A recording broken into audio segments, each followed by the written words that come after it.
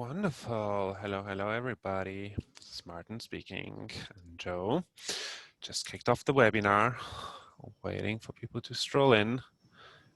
And we already have 50 participants. That was quick. Well done, everybody. Thanks for joining this afternoon, Europe, or this morning, US.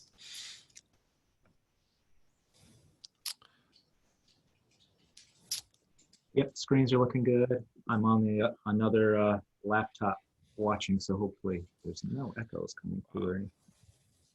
I see we have a couple of celebrities here who will be featured today in this call.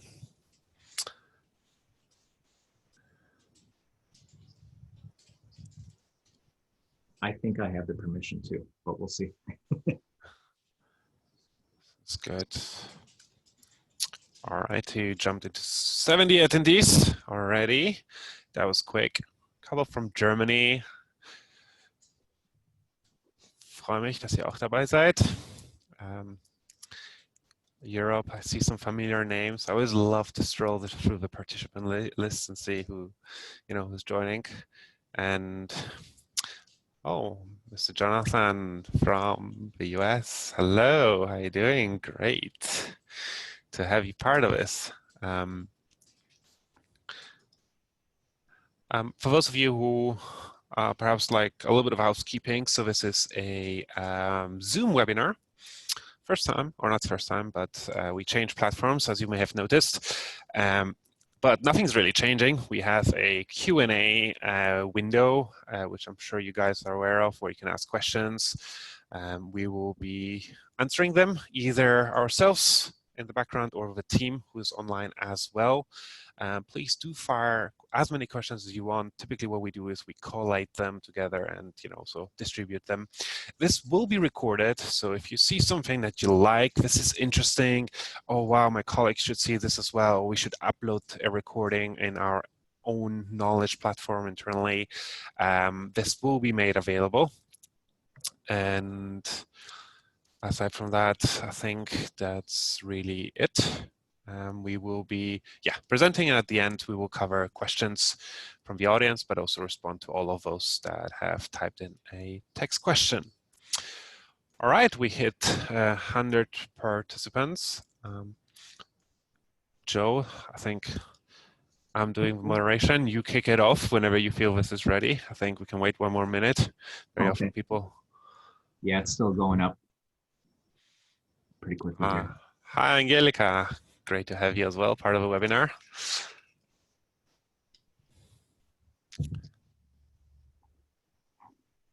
Cool. So a good mix of people from Qlik, people from the US, from our partners. The Access Group is here, customers as well, a lot of Vizlibers. So yeah, I think it's a great attendance. Well done, everybody, for making it.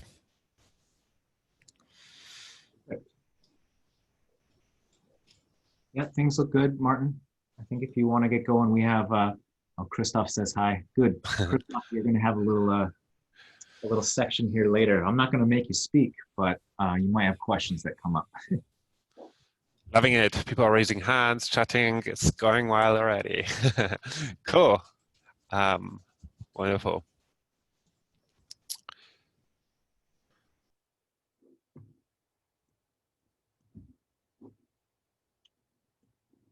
All right.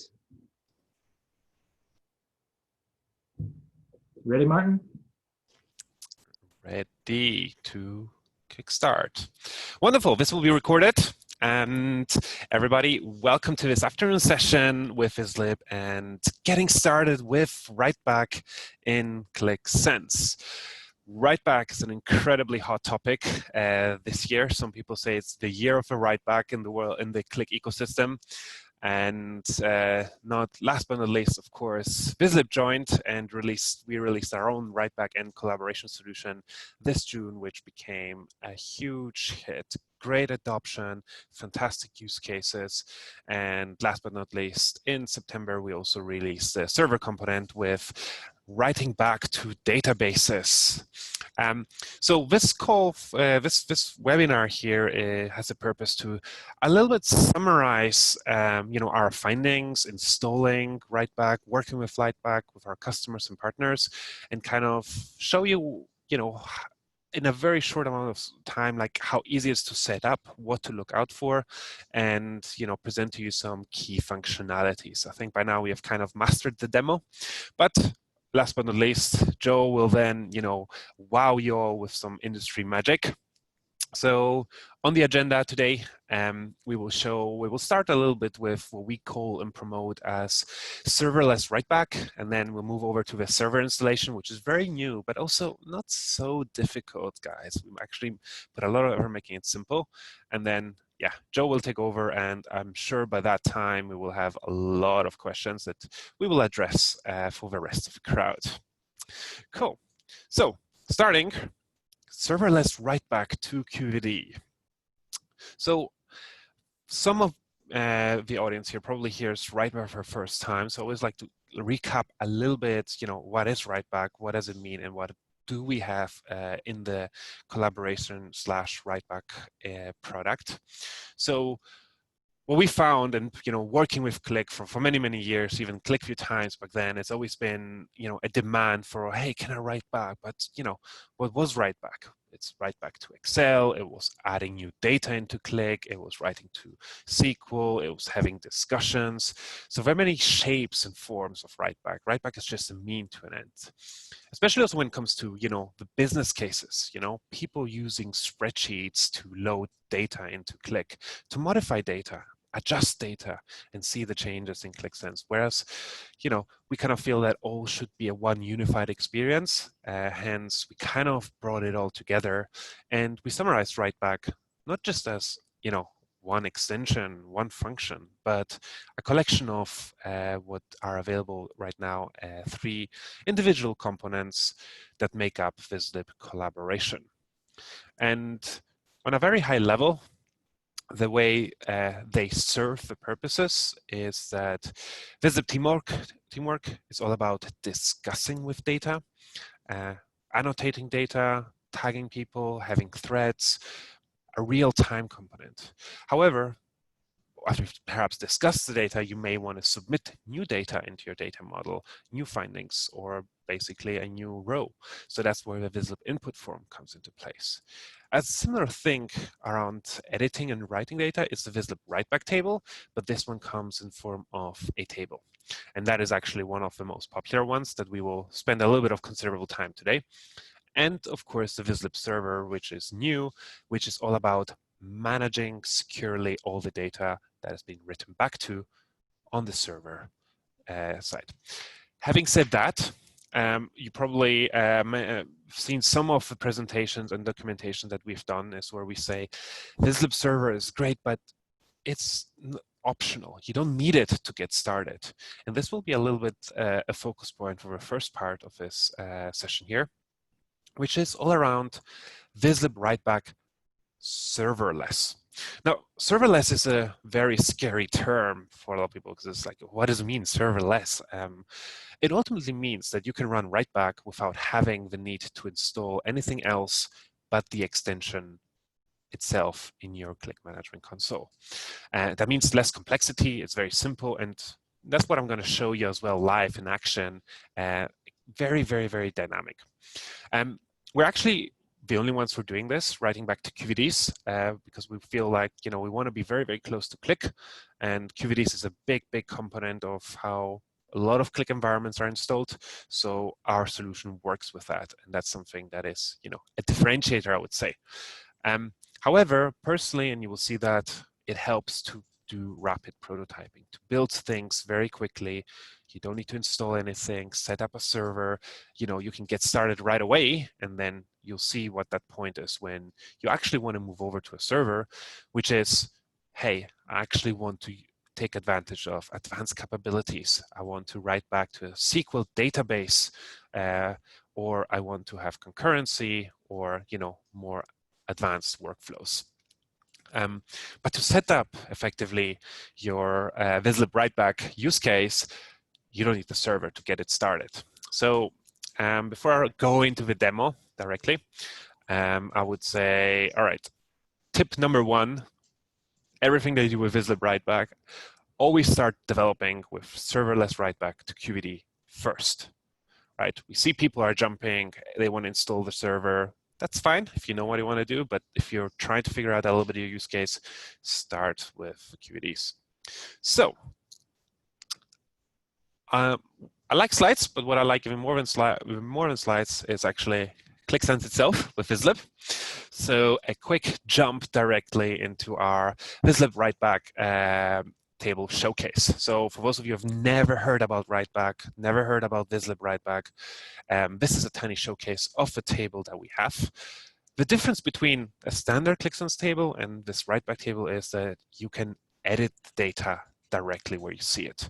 You can change drop-downs, you can give different scores, you can change sliders, even put new numbers into something that gets recalculated. So it's extremely flexible. So we added a lot of input types. I must say, however, probably the most interesting one is the adjustments, categories, and the free text area, which allows you to say webinar text demo. Now, the beautiful thing is this is all within the world of Qlik Sense. So it's all seamlessly integrated. You click on Writeback data, and you see that the data is being written back to, and it becomes essentially now part of your data model. These changes that I've just done are now fixed. They're now basically you having updated the data. So if I go quickly here, you can see the text field, and you see, hey, webinar text demo. So this is now a selectable field. So that's the concept of this. So with this, you can achieve a lot of things, right? You create incredible use cases that Joe will showcase to you. But one thing that is always very, concerning is people see beautiful demos that work fantastically, and they're sold, but then it's like, okay, how do I do this by myself, right? So at Vizlib, one thing that we put a lot of focus on is to make things as easy as possible for anyone to set up. So starting with a Vizlib Writeback table, you'll see here on the left-hand side the collaboration package where you'll be able to drag and drop the Writeback table into a screen. Now, you can get started right away on the right-hand property panel. Some of you advanced users will go this direction immediately, but you don't necessarily need to. You can click here on Setup, and we provide you with a very friendly wizard, which is defined into 3 steps. Select the destination where you want your data to be written to, the changes, where you want to store them. Define your table structure, and then generate the load script so you can load it back into the application, which is necessary for Qlik. Now, I'm going to show this to you with QED. So this is the serverless edition. All you got to do is install the extension, and you can get started. You select the data connection. Could be anything. It's your data connection folders. You choose an operation, a file name. Let's call this webinar demo. See, the file doesn't exist, so it'll be created. Happy times. Now I'm coming to the cool part. I define the table. So you have your list of dimensions and measures on the left-hand side, or also table fields from the data model. So everything is loaded, and you can just start, selecting them and adding them with the arrows to create a table structure. You can add a measure if you wanted to, such as numeric. And once you have a little bit your data model, right, you now then go to the next step, which is, all right, I have my data loaded in the table, but now I want to add some new data to this, such as a comment field. So what you do now is, if you want to introduce editable fields, you click here on Create Writeback Column. Come in here, you add a text, you name this commentary. Voila, that's it. To make it interesting, I'm going to add one more. I'm going to call this rating, and I'm going to call this score. And that's it. I'll have a Writeback table already set up. Now, I'm almost done. And actually, I could stop here. However, to make sure that the experience is closed, I need to make sure that the data that I've written back to also gets loaded back into the data model. Now, this is pure standard Qlik scripting. all you got to do is load the webinar QED, right? And then select it and load all the data. To make it simple, we added a tiny button here that says inject load script, which automatically loads it for you and then associates it with the data model based on the unique keys. I click on save. That's it. We have set up Writeback. So you see here on the left-hand side, countries, row numbers, a measure, and I can come in here and start writing. I can say, this is Martin's home country. Obviously, I'm going to give us a nice score. And voila, I click here and I write back. You see that the webinar demo was not found, so it will be created. It's all very smart. And that's it. We have Writeback now. So if I come in here and add any table, of course, I'm a big fan of Vizlib tables, so I'm going to use this one here. Just to show the data model now, you come in here, you see that the country field is here, the row number field is here, right? But there's also commentary and score now all of a sudden. So if I add this here as a dimension, you will see that, hey, there was something written back to. For Germany, row number 5, this is Martin's home country, score number 5. So this is how you can now go and you can start editing. You can see Sweden, not yet in lockdown. And I'm going to give this, a 4 score. So I write back and you see that you now start editing your data directly from Qlik Sense into your data model right away. But the beauty of QED is that it doesn't stop there, because flexibility is key, because you never know how your business process will evolve. Imagine I'm showing this to Joe or Michael, who's on the call, and they say, you know what, actually quite nice, but can you do me a favor? Can you put a last review date? Because obviously, something may change and we want to look at this again. Not a problem. All I got to do is, again, go to column. I can scroll down from all available options. Let's choose date. And I'm going to call this my date column tooltip. No, here we are. Last review date. Cool, wonderful. So that's it. So now I can come in here and I can say, all right, this was today, and I can continue writing back and editing the data. You see a new field will be created in the destination. Happy times. And wonderful. So if I now go back to my data model and the table below, you will see that there's a new date field, ta-da, that I just entered. So you have full flexibility. You can add as many columns as you want. You can explore your writeback use case, and you can build it in any capacity or shape or form. One thing that's actually quite important is that despite this being QEDs, we also have very basic audit fields. So if you scroll down, you'll see here some weird named fields, which is created by and created at. If you want to include them, it's actually quite interesting because it shows you who did the change and at what time. So you have some very basic auditing here, even though this is a QED serverless edition. So very powerful. You, of course, have a lot of options to change and define the design, the input types. One thing is actually important, because a lot of people are missing this. We also have bulk editing. So you can come in here and you can say, all right, if somebody uses this tiny button, once it's activated, you can actually bulk edit. Sorry, the other way around. You need to load the whole data set, and then you can bulk edit all rows in one go as well as you see fit, and do a mass editing. So there's also functionality that is available. So happy times. I got Writeback set up. This is working, and you can already start adding value to your business processes. Really, really powerful. So with this demo now, the question is, all right, I've set this everything up. Why do I need the server? Or at what point does the server come into play? So, oh yeah, before I continue with the server, one thing that is always very, very important when you're publishing your Writeback apps, always make sure you have access to the destination folders and you have reload permissions in order to reload the data. And by the way, this will not work with analyzer licenses, because analyzer licenses don't have permission to reload. Which brings me to the point, if you want a more streamlined solution, more perhaps enterprise ready, where you don't have to worry about the license type, this is where the Vizlib server now comes into play. So Vizlib server expands the whole experience of Writeback and allows you to have full-blown AD group permissioning with read and write access, who can write, who can edit data. You also have many more destinations, and I think this is the key point, that you can write back to a database, SQL database, and many more data destinations to come, such as an Oracle integration. But you also have better logging, full history, and also better management of concurrency. For example, if two people are editing at the same time, making sure that the changes are locked.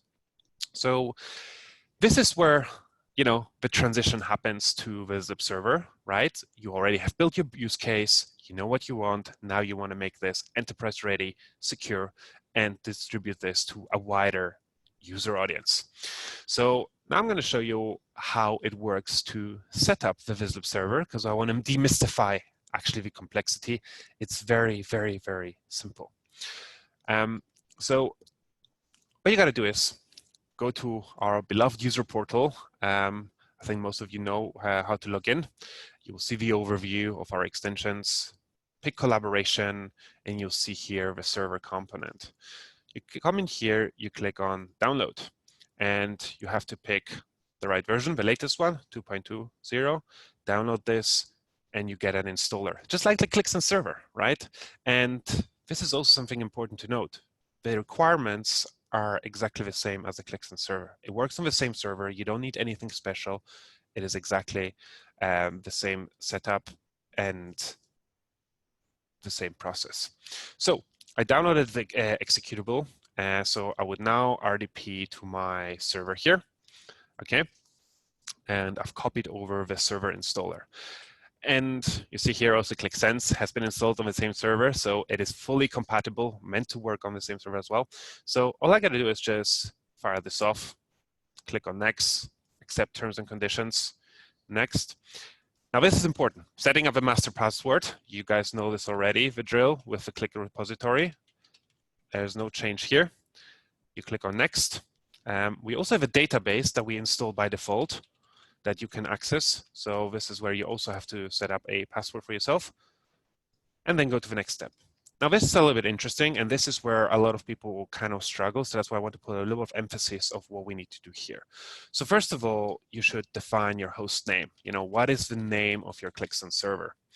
In this particular case, we call this eta4.vizlib.com. That's the easy part. The most trickier part, and that's where you may need some help from your administrator, is to obtain the Qlik certificate, the certificate that allows Vizlib server to connect to Qlik. In this particular case, I have everything prepared here, right? So this is the PFX file. If a lot of you may be puzzled, how do I get this? All I'm telling you, contact your administrator who set up the Qlik Sense installation. It's easy peasy for them. You pick here the certificate, you click on it, and that's it. Click on next and install this.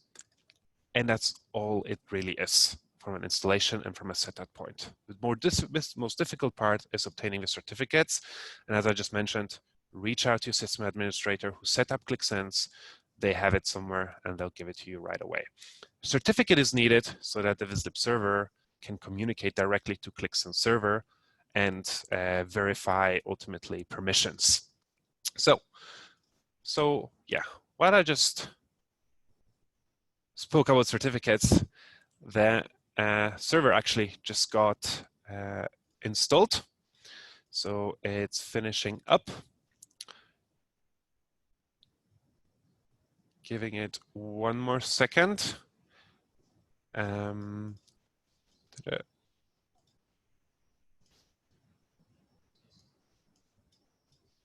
Okay.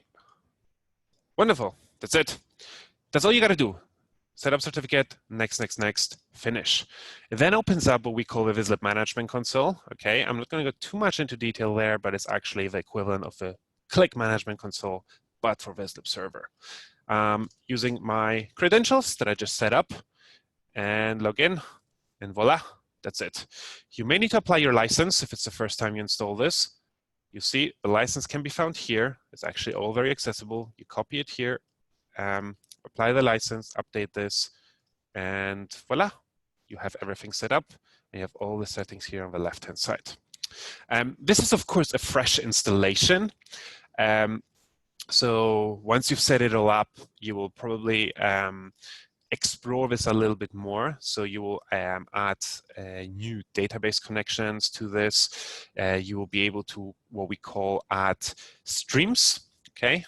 The destination streams is where people can write back to. And by default, I've created a SQL destination stream here, but to create one is actually very, very easy. You add a new destination, you pick the destination type. Is it QVD? Because that works as well. SQL, then you just pick the database, Writeback, table name, and that's it. You give it a name. That's how easy it is. Because this is all set up server side, which means that there's nobody, no developer, no user who can hamper or connect to the database without permission, because everything here is set up on the server side. So you see here, there's a tiny little section which is called user access, where you can see exactly which AD groups have write access, which people can go to this, and who can actually do any changes. And this is driven by security rules, so by AD groups. So assuming all this is set up, right? All you got to do is set up destinations here. So now I'm going to go back to my original example table. So that, here we go. So remember the table that I created, that I showcased earlier? So this is a similar version to this. So when I come in here, I will see on the destination side that I have the QVDs. This was the normal setup. So once I've built everything on the front end, once I'm happy with my process, once I'm happy with the fields that a user can change, once the data model connects nicely together, all I got to do is change from QVD to server and pick the destination that was set up. And that's all. You're ready to write back now securely on the server side to a SQL database of your choice. Not only that, but you can come in here, you can do a lot of changes. Let's say you can different people's scores, country scores, you can change values. You see everything gets highlighted, that was edited. You can say this is webinar demo change, and you can include this as a free text everywhere where a change is being made. Because the beautiful thing with this is, by the way, it works exactly seamlessly like the QVD. So the user experience is exactly identical. However, this is now being written back via the server. So that means that you have a tiny little section here, which is called Writeback Audit, which is very, very powerful, because in here, let me refresh this. Let me log in, just make sure it's not missed. In this case, you will see here that all the changes that I've just done are fully recorded and traceable. There's nothing that misses your eye. Every change every user will ever have made with Writeback will be recorded here. You will see which updated rows were updated. You can see also which new rows were inserted and also when they got deleted. So you have full trace. There's nothing that you can miss out. And with this, you have a full compliance audit log to see how people are using Writeback effectively. So that's the server in essence. There are a lot of interesting things that will be coming here very, very soon, such as smart workflows, approval processes, being able to say, yeah, okay, this change is okay, the other one's not, and some more destinations. But yeah, that's a technical overview, and that's as technical as it gets. I wanted to get you all guys and start with this because, to use the opportunity while your minds are fresh. But yeah, with this, I'm almost handing over to Joe. Before I hand over, again, last tip from Writeback. When installing the server, always make sure you have a Qlik certificate sorted first, because that's typically the biggest bottleneck. But aside from that, everything is very, very easy to set up. So yeah, with this, handing over now to Joe to show the cool stuff and the various use cases of how Writeback actually can be used with some nice partner solutions. Perfect. Thanks, Martin. Reminder that we want to do the polls. Do you want to press that button? So we have a couple questions, I think, for the audience. Yeah, that's a good one, right? So while I have you here hot, showing you the server, I see the chat log is already burning. One thing is, what kind of destinations would you like to see Vizlib include in the next release? So I'm going to give you a poll. Of course, we plan to include all of them, but let me just launch it, and you guys will be able to vote directly to what you guys think is most relevant. We cover SQL, right? Because obviously, to some extent, SQL is the most mainstream destination. However, yeah, I think the best way to figure out what we should do next is to ask our user audience. And yeah, people have voted 50% so far, which is actually quite exciting. I'd say it's almost a tight run between two candidates. So with this, okay, let's end the poll here. And let's share the results. Oh, interestingly, Snowflake is a very, very big contender. It's actually nice news. And Oracle, of course. BigQuery, Redshift, perhaps not so popular. Actually, it's interesting. So yeah, would like to hear more, like which of our partners or customers are working with Snowflake. Give me a ping afterwards. But with this, yeah, thank you very much for participating. And yeah, handing over to... Perfect. I think we have one more poll. I think it's a quick one too. It's oh, okay. input types. And with this one, I can run this one. We didn't really show the input form that much, but it's a great way to capture data for a particular row. Currently, we're grabbing numbers, text and everything like that. But I know that there are other things that folks have asked for. So we want to launch this poll, and you should have some choices of what else would you like us to see add into the ability to capture directly in a form. So go ahead and vote on that one. So we have, images, a PDF file, maybe you want to attach that to a particular row of data, a calendar, or even a button. Yeah, so for example, we know that people want to upload, invoices or some purchase orders sometimes. Weren't quite sure why, so we added it, included it. Buttons is actually quite powerful because you may trigger actions or, different things. So that will be an interesting one. Calendar, of course. Yeah. Link those buttons as well. I saw a quick question come through. Hyperlinks, please.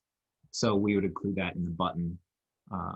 You can currently include hyperlinks too if you just paste it into a free text field. But maybe we can make that a little easier. So 56% are in. I think we'll get your last votes in. I'll hit end. We'll see what we came up with. In the poll, share the results. PDF file, a big winner. Invoicing. I think I lost a beer on this one. I thought it was going to be images. That's the one that I always think would come up, but interesting. So let's move over. I need to share my screen here. Pick the right one. We did our polls. We got those out of the way. Quick reminder. And what I wanted to take people through was a few demos of some use cases. Now, out in the wild in the last few weeks, I've seen quite a few different use cases around Writeback and what people are doing. They're building systems that enhance or kind of take on a new life with their current business systems. Things like enrolling patients for telehealth or exploring their a revenue cycle management tool. But we're seeing some some new use cases pop up too, like let's do some field data capture in logistics. So you think about your call center, you have employees out in the field, they need a quick way to say, hey, I got to this job site, I'm missing these materials, everything looks good, here's the time I'm in, the time I'm out. They capture that on their Qlik Sense mobile device, iPhone, Android. It sends the data back, and then Base has all this information coming in from all their employees. And they basically built a logistics tool using Qlik and Vizlib Writeback. A really interesting use case there. And then a lot more on the more technical side, the clickies in the audience, doing things like section access management or data quality and cleansing and on-the-fly data clustering. We're having some really interesting use cases. And I can't cover all these, but I try to share these things out on LinkedIn and Twitter and things like that. And a few folks have been sending things in. So I actually wanted to share a few from our partners. And I believe everybody's on the line. So Christoph Brault from Hey Data created a section access manager. And just play a little loop here. But this is a really interesting use. We did a very lightweight version of a section access manager, and Christoph took this to a whole new level of being able to permit people to see applications, to choose which fields they can and cannot see, those omits and things that you have in section access, and giving a really great interface to this, all in a nice, neat scrollable form. So as a Qlik Sense administrator, this may be something you want to get your hands on and get out of those Excel files or database tables where you're managing section access. So it builds all the scripts and everything you need for it that you can inject into your other applications. So reach out to Christoph on LinkedIn. I think is a great way. He's always posting things with emojis as well. So you may have seen some of his work out there. The next one comes from our friend Adrian at QlikXL. He built this project tracker. And again, we kind of bounced around a couple of ideas on how to manage a project or edit a Gantt chart. But Adrian has created a full-built project manager. And you'll see this, this type of project spreadsheet, maybe many of you have unfortunately seen in your lives, this Excel file that goes back and forth. But here it lives inside a Qlik. And as Adrian goes and picks a particular project, this one that's a low impact to the organization, he can come in here and it'll pre-populate the input form on the other side. And he can add a new department that's going to own this, maybe change the date, or say the priority is now increased, or there's a delay in this process, and change things about the project. So it's bundled all these things together and became a purpose-built project tracker. Again, reach out to Adrian. I think LinkedIn is one of his preferred ways, or look up QlikXL. On this last one, a few weeks ago, it might have been a month ago now, our friends over at SME, George Barrett, created, among many different things, you kind of see a list of the apps sheets across the sheet menu here. But I think one of the more interesting ones was how he took Writeback and expanded their CRM. So if you think about, if you're in a sales business, you might use the customer report and build an on-the-fly sales opportunity report. Learn about which stages these deals are in, who the owners are, what the amounts are. And as George finds something of interest, he may want to capture additional data on it. So with the CRM enrichment along the bottom, the input table allows him to change things like, when do we think the anticipated close date is, or let's adjust that amount, or our confidence level on this opportunity and the probability that it will close, in a given month. This is actually something that we've lifted and we're using internally at Vizlib as well. While we do have a purpose-built CRM, there are certain workflows that we want to track, and using things like Writeback, we can really just hone in and focus in on a team, what we need to capture and track, and use Qlik to do this work. So those are a few of our partner solutions here, but I wanted to show you a few apps that we have floating around. And, I demoed a few of many of these a while back for the initial webinar. And with that, we can always go back, and I just need to move some stuff out of the way on my screen. But you should see a manufacturing application. Now, this one was a challenge that one of my team members gave me. I'm one of my colleagues, and he said, we have a new customer coming on board. They're in the manufacturing space, and do we have anything to show them? I said, no, we don't have a manufacturing app right now, but I could probably find one. He said, or can you make one? I said, okay, I'll give myself, I want to see how fast I can build something. And in 5 minutes, I used the Writeback table to generate data and create these charts And there's a little video of it on YouTube of how fast I was able to do this. Most of my time was spent figuring out what I wanted the options to be in these drop downs and less on the actual setup. So that rapid prototyping side that Martin mentioned is something that I take to heart and will build applications and the data on the fly. None of this data had existed previously, so I just started capturing it and tracking it. If I want to add, say, a new row of data, we're going to say on line, let's say line C needs some help. We'll pick that from the list.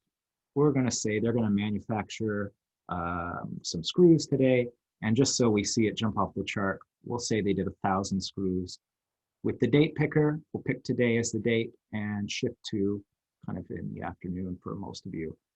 And with other drop downs, we might even add in things like icons or emojis. So we have more context that you can give your users where they might want to say, yeah, there was a delay today. In this case, there wasn't, but we use this information then to indicate on the charts where we've had delays.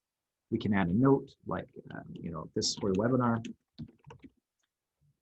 And we'll write this data back. Now you should see line C now jump up in the total quantity of output for this manufacturing app. It was right here. It's now jumped into the lead. And we have a whole new data point entered into our system. So we've created a lightweight ERP. Can you create an ERP with Writeback? Yes. Should you?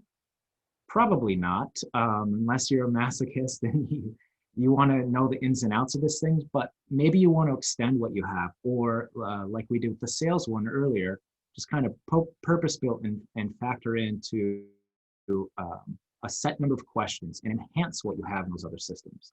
For the customer working with on this, they said that delay reason and the quantity fields were something that they didn't have any control over without a major update to their ERP. And they had noted that at one point, somebody had typed in a value that was far too large in the quantity, and they ended up recording that they had manufactured, say, 2 million parts, when in reality it was only 200. So with Writeback, we can set in, validation points that this number can't be so large.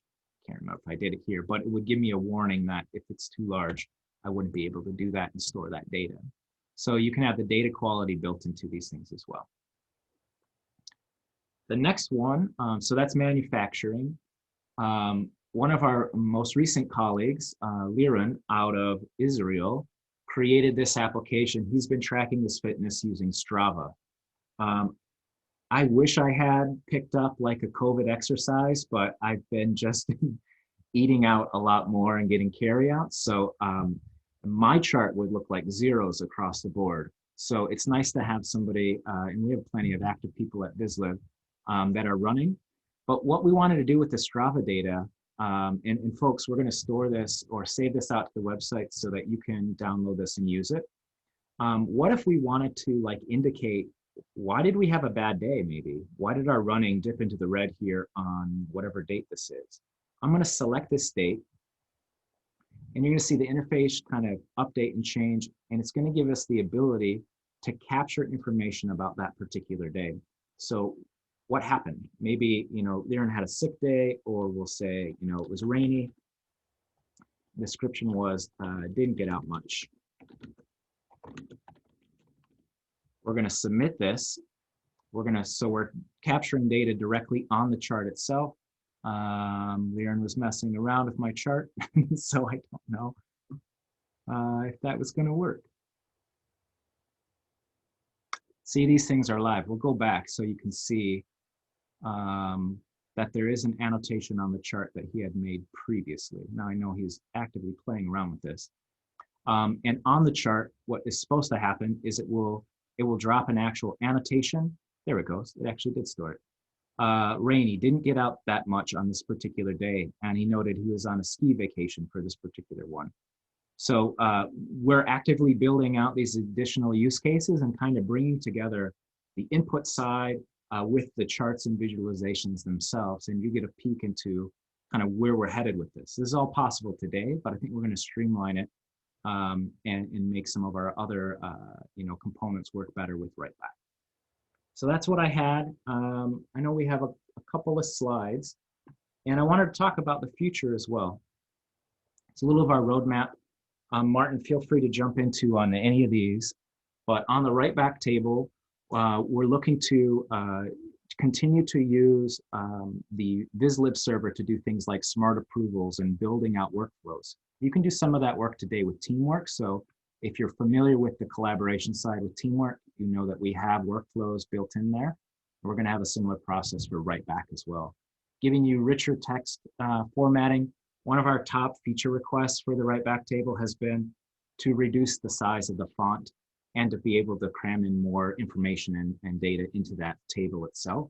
So we're looking at that. We'll have those updates out, and then additional SQL improvements. On the Teamwork side, we continue to make updates there where you'll be able to subscribe to particular updates within charts and within applications, and get notifications when that data has been updated, and get alerts from your team members. On the input form, we can do things like, we're working on things like additional responsive design so it works better on mobile devices and capturing that information. I know I saw a couple of questions come in around that, and giving you more templates to get started quickly. So maybe some survey types of questions and the layout, and improving that wizard experience so you can build these forms even faster. And on the Vizlib server side, which has received the most updates recently, we're looking to increase the amount of logic that you can add in, multi-step workflows, adding in new destinations. We saw Snowflake and I think Oracle were noted. Those are noted here on our roadmap as well. So good to see how we prioritize those. And adding in the ability to have multiple admins and advanced SQL support as well. So with that, I think we're over to the Q&A section.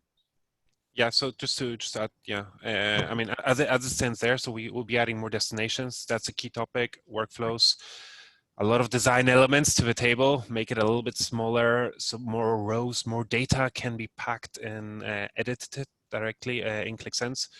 But with the Vizlib server, it now opens up so many possibilities, and you'll see some really, really exciting, workflows, insight to action capabilities being introduced in the next 2 to 3 months.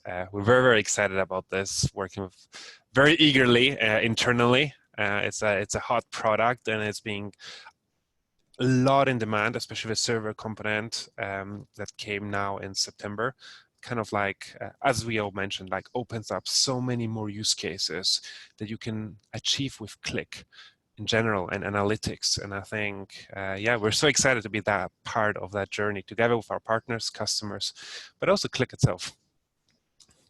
Absolutely. Yep. So there's a number of questions. I answered a few during the first section. I think you may have as well, Martin. So some questions flew into the Q&A panel. If you have additional ones, that's the best way to get it tracked. We can also push it to the audience. Looking at the time, we have a little bit, 15 minutes or so if people have lots of questions coming up. And we will also summarize all the questions that they're, if you can't get them to them. Are there any that you wanted to pull off and just talk through? So I answered to some of them, but I think one key element that I saw was being asked repeatedly was the audit function, and to share a bit more details on that. So the auditing of a field, right, is perhaps I can share my screen because that's then easier to talk about something and show it also directly. I'll take over if that is okay, Joe. Go for it. Wonderful. So logging into a platform, one of the key features that we integrated right away is this auditing, right? So you see exactly which sheet, which app, which user, on which even object, right? If you have multiple writebacks, you can see this, has done what change at what time, right? So this is a change that, for example, I did, and it's really nicely formatted. You see exactly what was removed, what was added. I think, even deleted rows can be highlighted here, and that's actually extremely powerful. Now, it doesn't matter whether it's a SQL, right? So this audit here is being done on a destination side, right? So it also works with queries. CSVs, text files, or I think even RESTful. We need to check that one. But it's extremely powerful because there's nothing you can lose. You can export changes here. Actually, it's coming soon. Sorry, not yet, but it's coming soon. You can export it. Individual ones. We're not going to give you the ability to export everything because there's just a lot of data. However, all this data is stored on the Vizlib server database itself. So remember during the installation process when I was, putting in a username and a password, I also had to put in a password for a database. You can connect to it. It's just a Postgres database, and then you have to find the table, and then you can read it and load it into a Qlik app, for example, right? Just do me a favor, don't do any schema changes there, because I don't know how the server will be affected, but it's actually very, very, very powerful. And the way we are envisioning is maybe there's going to be like an approval process. So, in order for this change to take effect, somebody has to log in here and say, click approve, right? And then it gets changed, right? So these are little things that we're now kind of seeing as the art of the possible. So that was one of the questions that came up quite a few times. Cool. A few others that continue to come in. Yeah, people are saying, we want to build a Qlik app on top of that to see this in a little different data or a little different way. It's the Postgres. So it's there. I think maybe your security and compliance department may want to have their hands on that. So you want to limit access to this information, obviously, because could be sensitive data in there, depending on what people are storing. One thing here as well, right? And this is, what's happening when we think about the server, right? It has so much valuable information, but currently we only have one login to this. But maybe at some point you will have your own data stewards. So everybody who owns an app should be able to see the Writeback audit for their own app. So one thing that we will introduce is giving people, multiple logins, and people can only see data logs and audits based to the destinations they have access to on the admin side. And they can also they'll be able to give people access as well without having to rely on one super user. So little things that are coming now as well. And yeah, we're excited about this. One question was around the partial reload and the difference with a total reload. So this is a Qlik thing that's actually extremely powerful. So every time we're doing a change, we have the ability, we should reload because we want to see the change take effect in your app. So there's this unavoidable two-step journey. So you see here that once I've done a writeback, I'm going to reload the app. I don't do a reload if it's not wanted, or I do a partial app reload. Now, what is a partial app reload? This is a specific Qlik language. I think we have some examples that perhaps we can share, and maybe Joe, you can share more details on this, but ultimately you have to edit your script and define exactly for a partial reload which parts of a script should be loaded and what is the delta. Because when you do a partial reload, it only loads the changes you have made to it. And with this, it can be extremely fast, like seconds, even if the data are millions of rows. But you have to set up the script to decide, which fields get loaded and which get replaced. So it requires a little bit of thinking ahead, but it's extremely fast. I think we have, I'm trying to find it, but our wonderful support team created some additional documentation and on how to handle partial reloads, and it references this article for one, but you can reach out as well. It should be on our help site if it isn't already, but we'll get that out to everybody. Cool. There was how do joins work while using Writeback table if we update the ID values. So if you update the unique ID of a table, then what will happen there is it will probably insert this as a new row because it will not find that. But then again, right, depending on the logic that you guys want to implement, it's actually quite interesting because we are offering 4 types of operations in a sense. Update, insert, delete, and overwrite. Most of the time you're going to need to update. That covers, I would say, 85–90% of the use cases. So basically update goes into your data and changes everything that has changed. Sometimes you don't want to change existing data, but you want to insert new data only, right? That's why insert always take a copy of your change you're doing and it's creating a duplicate in your destination file, which is fine, right? Because then you have multiple versions. Delete deletes it, where you make sure people can only delete data, they can't add it by accident. And overwrite, it basically just replaces the data that you've edited, the whole data set, and replaces the destination file. So overwrite can be thought of a little bit like a CSV file or like an Excel file. You only have one version. Even if you do one change, everything will be resaved, right? But 85% of the time you have update, but it was easy for us to add, so the other ones are actually, yeah, included and actually also powerful if you have the right use case. I'm not sure, we haven't shown the finance one, right? Perhaps while I have you guys here, and kind of the last questions. So we have the Writeback finance adjustments. That's a perfect case where you want to insert and you don't want to update. So classic example, budgeting and projections. So we see a whole P&L table on the left-hand side, and you see a Writeback table here. And you see consultation fee is 6.1 million. But after today's webinar, we decided we are very confident about this, so we will increase it by 40%, right? Increased by 40% due to webinar enthusiasm. You see the delta is being calculated here. So if I do a Writeback now, I'm not going to replace that number, but what I'm doing is I'm posting 2.4 million as an insert, and that then gets aggregated up into this. So I have multiple records here that follow the whole adjustment. So this is a case where you want to insert and not update. Cool. Yep, I shared your link that you had, Martin, with the audience in the chat. So we are publishing additional demo applications on our website. So I think the easiest way to get started is, go out, sign up if you haven't. You can download the serverless version, do some rapid prototyping. All of our examples use that.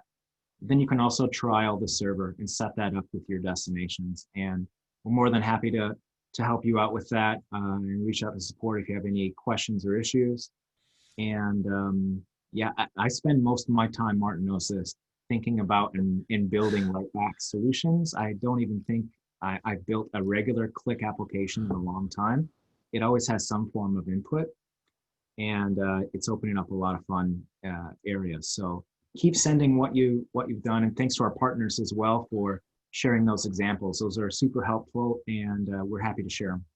So before we conclude the final words, Vizlib Writeback is free to trial, free to test for up to 5 users, including the server. The server is 3 weeks, but so in order for you to install it. But yeah, go download it, try it out, see what new business process you can introduce into your Qlik Sense apps. I'm pretty sure your users will welcome having everything in one view rather than, hey, spreadsheet B, Qlik Sense app 3, and a different system in the back. So yeah.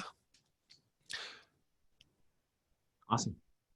With this, thank you everybody for attending. The recording will be shared, and let's get started with some amazing Writeback stuff. And we're always available to you if you have more questions. support@vizlib.com. No matter how silly it is, no matter if you're a customer, a partner, or Qlik, just fire those questions. And we're very excited to be building these amazing new things together with you. Thanks, everybody. Take care.